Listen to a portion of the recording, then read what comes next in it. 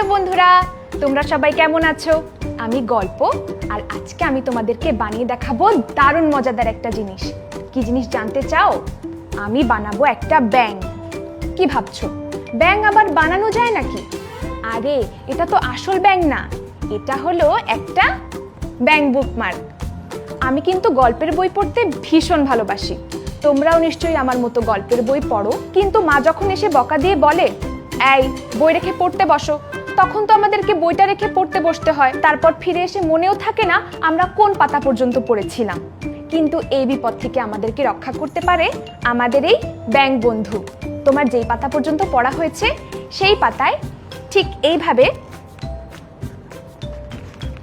তোমার ব্যাঙ বন্ধুকে বসিয়ে রেখে তুমি বই বন্ধ করে নির্দ্বিধায় চলে যেতে পারো। এই ব্যাঙ বন্ধু কিন্তু লাফ দিয়ে কোথাও চলে যাবে না, বরং তুমি যখন ফিরে আসবে ও তোমাকে মনে করিয়ে দেবে যে তোমার কোন পাতা পর্যন্ত পড়া হয়েছিল। তাহলে চলো দেখে নেওয়া যাক কিভাবে তৈরি করা যায় এই ব্যাঙ বন্ধুকে। এই ব্যাঙ বন্ধুকে তৈরি করতে আমাদের কি কি প্রয়োজন হবে সেটা আমরা আগে দেখে নিই। আমাদের দরকার হবে একটা স্কয়ার শেপের সবুজ রঙের কাগজ, একটা লাল কাগজ, একটা সাদা কাগজ, কলম, কাঁচি আর আঠা। প্রথমেই আমরা স্কয়ার শেপের কাগজটাকে ডায়মন্ড শেপ হিসেবে নিয়ে নেব, অর্থাৎ একটা কোণা আমার দিকে থাকবে।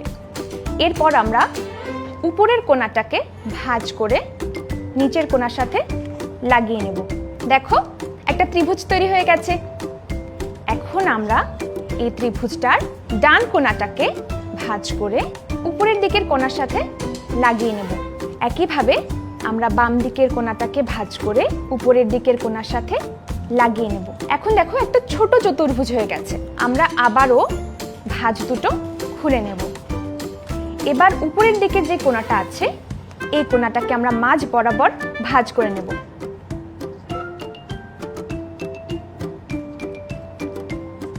দেখো একটা পকেট তৈরি হয়ে গেছে। এখন আমরা আগের মতোই ডান দিকের কোণাটাকে উপরের দিকে ভাঁজ করে নেব। এবার একটা মাঝ বরাবর ভাঁজ করে পকেটের ভেতরে কোণাটাকে ঢুকিয়ে নেব। একইভাবে আমরা বাম দিকের কোণাটাকে উপরের দিকে বরাবর ভাঁজ করে মাঝ বরাবর ভাঁজ করে পকেটের ভেতর ঢুকিয়ে নেব।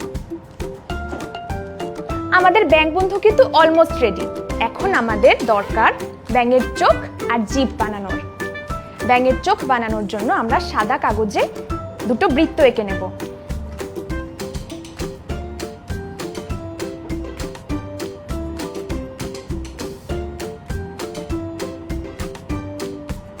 আর বৃত্তের মাঝে দেব আমরা দুটো মণি। তৈরি হয়ে গেল আমাদের চোখ। এখন আমরা এই লাল কাগজ দিয়ে বানাবো ব্যাঙের জিভ। এজন্য আমরা একটা ডি এঁকে নেব। এবার এই কাঁচিটা দিয়ে খুব সাবধানে এই জিভ এবং চোখ কেটে নেব। এবার খুব সাবধানে আমরা চোখ দুটোর পেছনে আঠা লাগিয়ে নেব। এখন ব্যাঙের মুখের জায়গায় আমরা লাগিয়ে নেব জিভ। একইভাবে আমরা জিভের পেছনে আঠা লাগিয়ে নেব।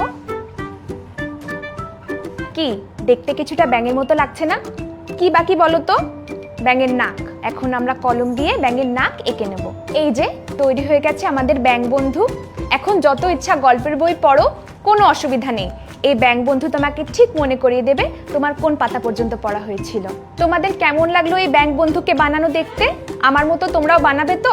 বানিয়ে আমাদেরকে ছবি পাঠিও এবং যত ইচ্ছা তত গল্পের বই পড়ো।